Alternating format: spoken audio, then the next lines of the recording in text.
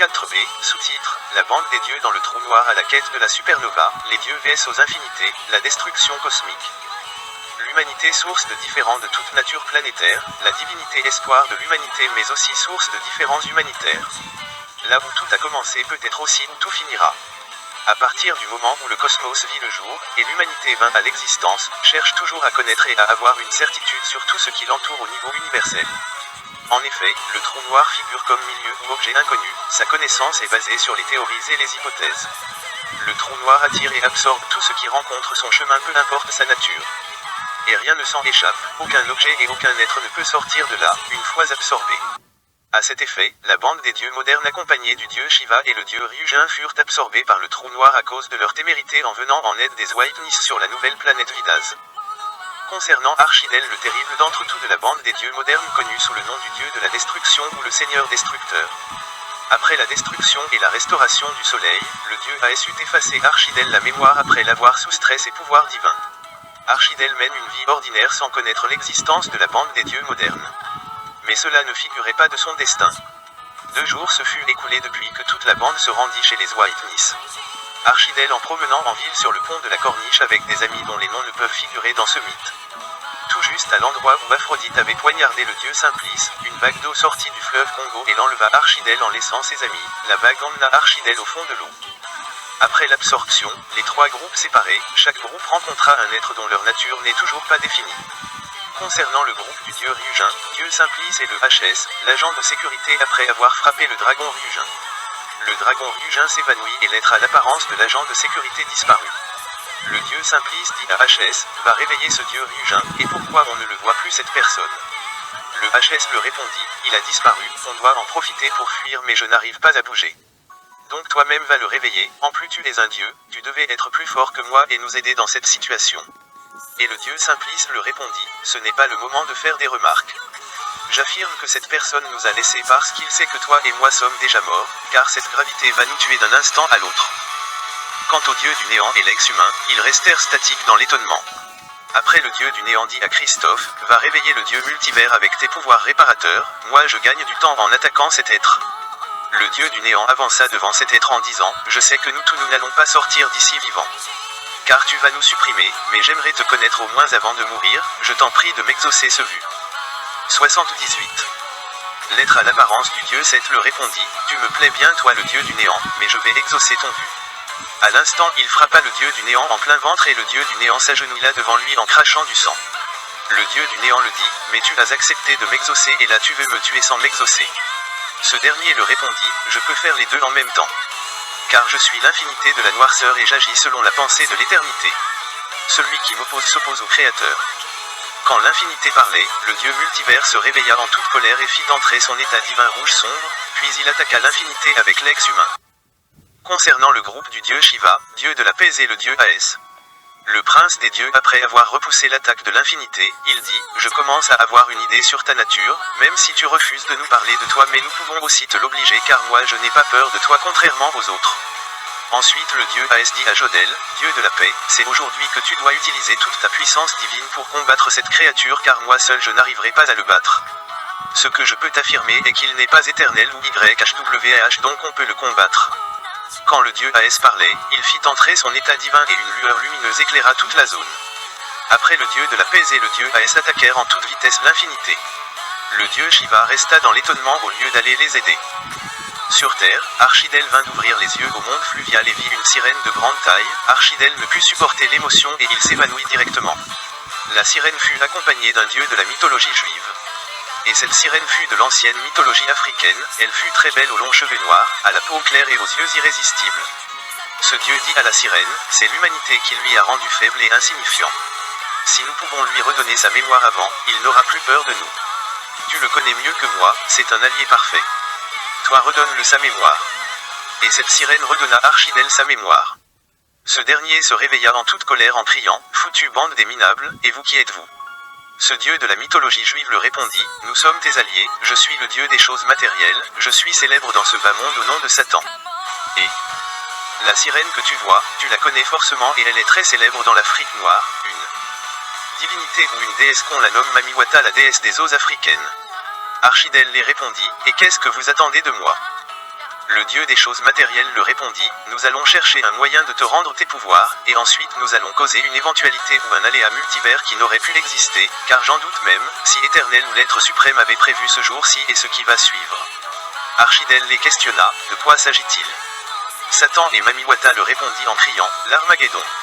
Et une autre voix fit entendre en disant, non, ce sera plus que ça, beaucoup plus le Ragnarök, car ce qui a sempiternellement été réputant en estimation, à cause de sa justesse corrélation entre le signifiant et le signifié finissant par arriver à l'abysse dans la carence exceptionnelle. Je veux voir l'Yggdrasil prendre feu. 79. Le dieu des choses matérielles le répondit, oui et exactement ce que tu stipules, ce sera un véritable brasier multivers. La terre ne sera qu'un début mais en réalité ce sera la fin de la foi humanitaire et divine c'est-à-dire, de l'Éternel le Saint d'Israël. Archidel le posa la question, qui est cette personne avec des belles paroles? Est-il un dieu? Satan le répondit, c'est un Asgardien il se nomme Loki, le dieu farceur, un dieu doué d'illusions. Et c'est lui qui va te redonner tes pouvoirs divins. Et Archidel le répondit, comment va-t-il procéder? Loki le dieu farceur le dit, après ton insuccès face à votre Altesse autoritaire sans gouvernementale. L'Altesse autoritaire, il eut connu l'abysse asgardienne.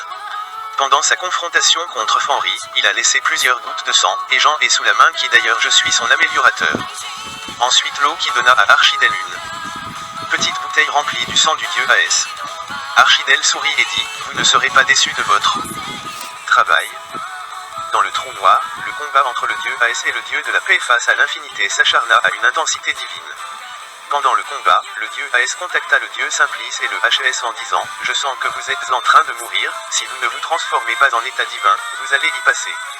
Vos chairs souffrent, mais ne contentez pas à cette souffrance, fermez les yeux, et prolongez-vous dans la subconscience en arrêtant toute forme de réflexion émotionnelle, charnelle et spirituelle, pour finir vous faites circuler votre énergie partout dans le corps en laissant la nature agir en vous.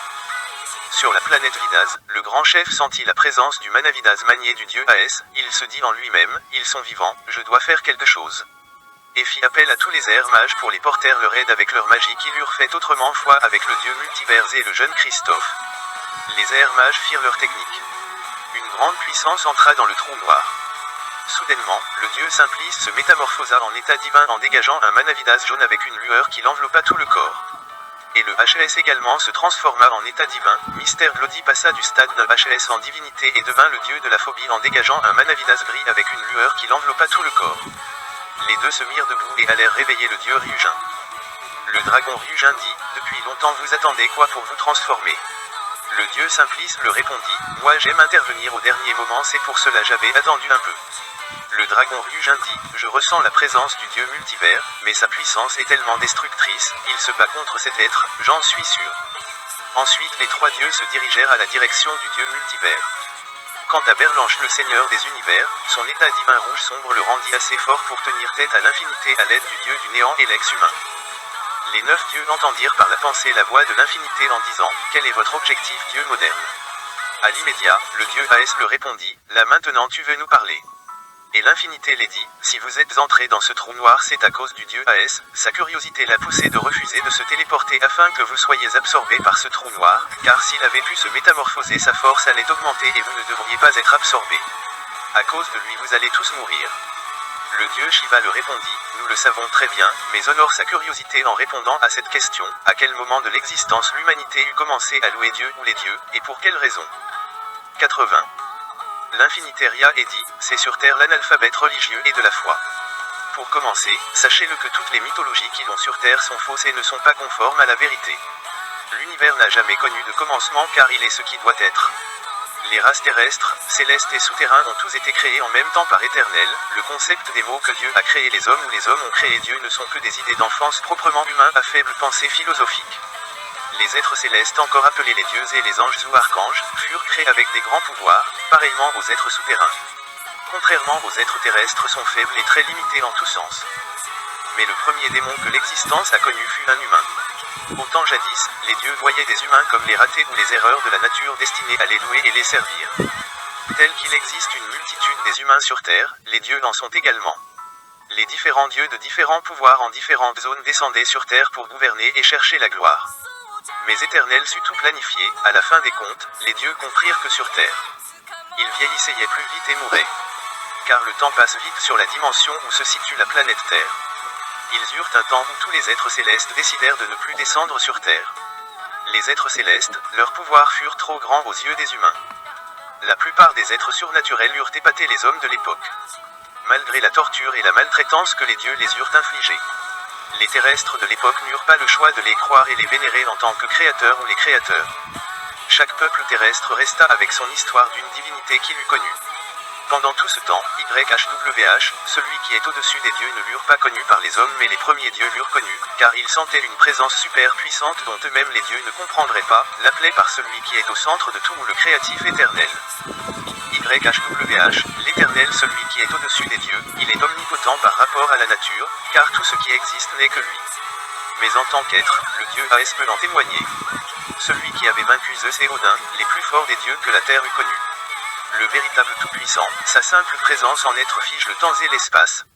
Il ne peut demeurer avec vous dans vos dimensions et vous ne pouvez pas venir dans sa dimension.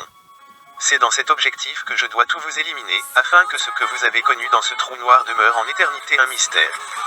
Car dépassez le trou noir, vous entrez dans son royaume. Pour toucher le point de la question du dieu Shiva, durant 5000 ans que les célestes et les souterrains ne furent plus sur terre, les histoires des célestes et leurs noms se rencontrèrent de bouche à l'oreille. 5000 ans après, chaque zone peuplée des humains, quand ils commencèrent à rencontrer des problèmes tels que les maladies ou épidémies, des guerres, des plantations et toute forme d'activité, ils soumettaient tout leur espoir en un être céleste pour qu'il les vienne en aide. Et les dieux ne réagissaient pas, pourtant à la fin du problème, ils se disaient que leur Dieu les a écoutés et exaucés. Car tout problème ou toute situation finit toujours par prendre fin quelle que soit sa durée. Il a été dit par la loi d'éternité qu'un seul être est éternel, lui seul YHWH. 81.